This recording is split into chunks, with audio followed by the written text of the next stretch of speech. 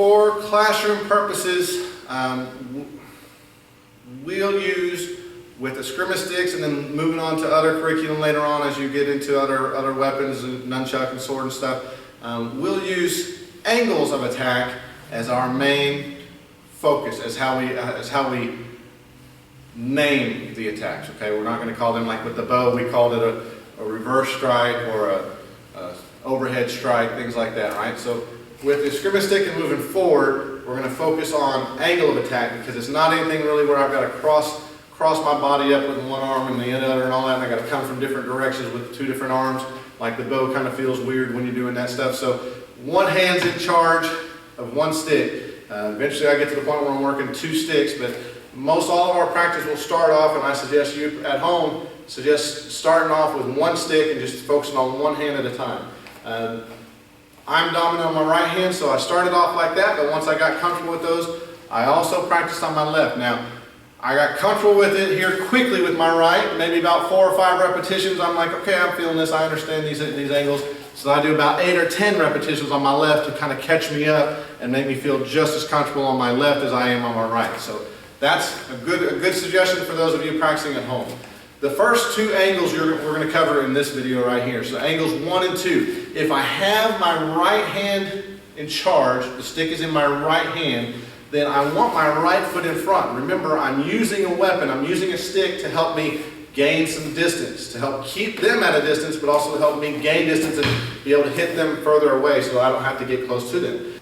That distance is counteracted if I have the stick in my right hand and that right foot behind me. Now it doesn't matter, I'm not helping me cover any extra distance, because my left hand is just about as long as if I had this stick in my right from swinging from way back here. So if your right hand's in charge and you're practicing with your right hand, put your right foot in front. The first angle will come from your back side and down at a 45-degree angle. Okay? This will be the number 1 angle we'll use, from my back side coming down to my stomach side. From up high down to low at a 45-degree angle. That's angle number 1.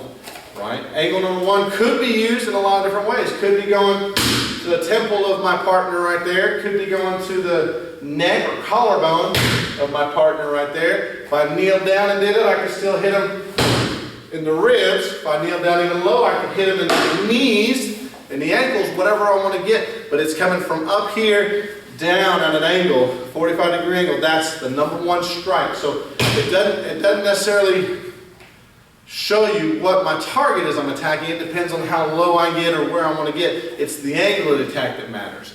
That one's different than if I came straight across. So that's the number 1, coming from my back side to my front side, high to low at a 45-degree angle. Number 2 strike, still with my right hand, stick in my right hand, right foot in front, comes the opposite way, or not opposite this way, but still from high down to low, but from my belly side to my back side.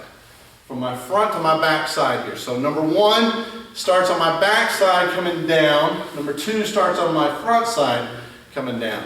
So I'm either hitting one side or the other. Whatever target I'm shooting for, whether it's temple, collarbones, ribs, knees. Okay, I'm hitting one side of my attacker's body, then the other. I suggest you practice that and get kind of comfortable, just nice and relaxed.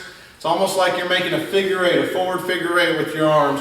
If you're practicing relaxed, then eventually start figuring out, get your hips into that. You do that really well, you hear the stick as it's going through the wind. It'll make that whooshing sound, and that's kind of cool. So that's you helping it get through with getting your hips behind that motion, right? Once you get good with that, then switch it over. Now left hand's in charge, so my left foot's in front. And then again, I'm going to do it once facing this way.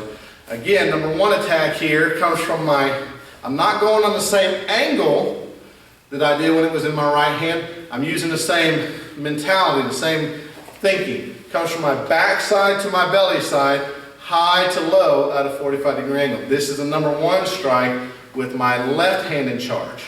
Boom.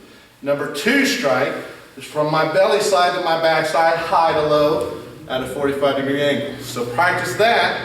Again, it's like you're making a forward figure 8. Just work on getting it, kind of being loose with it, and making that feeling a little bit more comfortable for you. Then get your hips into it. See if you can hear that whoosh, whoosh, whoosh. Last thing as you're practicing each of these angles of attack is remember what we talked about in the earlier videos when we talked about how to grip it. So it's not my punching knuckles that I want to even this out with, but my door knocking knuckles up here, that second ridge of knuckles, I want to pay attention, observe where they're at on the stick, and use that end as if that would be the blade. In case this is a short sword I'm practicing for, this is the bladed side, and that blade makes the cut. Okay, that's a cutting motion I want to think about. That's what I'm thinking about here. So if it's the blade, then most likely it doesn't just hit and stop. It comes all the way through, slices through that meat. Boom. That's what I want to think about. If it's a stick that I'm using, and a stick can act both ways. I could go all the way through it. I could make it a complete slice, a cut, or I could make it rebound and come back. I could retract it. And some of the drills we'll do later on in class that'll lead to partner drills have those kind of different moves. So it has a cutting motion in it or a retracting motion in it. Cutting motion, retracting motion. Think about that in practice. What I like to use is, and you may not be able to visualize this yet this early in your practice, but if I'm hitting something soft, neck or something like that, abdomen, something over here to the soft, then I think about it slicing through. If I'm going for a joint, something like a knee or something, an elbow or whatever, wrist, then a lot of times I think about it bouncing back. So the straight cuts are places I want to go through, but something like a joint that I don't want the blade to get stuck in if it were cutting through somebody, then I'll just retract and bring it back. So that's what we're looking for. Right now, practice a straight cutting motion all the way through, and then eventually practice the opposite. Practice the retracting to get a chance of how that feels. What you see some people doing in the Filipino arts while they're practicing these stick motions is what the other hand's doing. One hand's holding a stick, the other one is either over here for balance purposes or is getting out of the way. What I like to do if I'm practicing this and I don't have a bob or something in front of me, if I'm thinking about where the point of impact is when it's going to hit that person, if I'm practicing it, then that's when I'll bring that other hand in to meet. A lot of times if I'm holding the stick in my right, my left hand comes to my right bicep, and that helps me audibly hear where the point of impact would be, but also it makes sure my mind is focused on that's where I'm hitting. Boom, boom, boom, boom, boom. So that's kind of another thing I'm thinking about there. Boom, so maybe it hits and I retract it back here to the other side, or retract it back here for another one, or I slice through. So practice number 1, number 2 angles, left and right hands, and then try to imagine yourself doing this, going for cut or retract. Okay, think about that. That's the start of these drills. Later on we'll add footwork with them, but start getting comfortable with the angles first. Hey there, I hope you enjoyed that video. If you'd like more information for more videos that we produce, please check out ninjafit.com, and there's ways for you on that page to follow us, friend us, subscribe to us.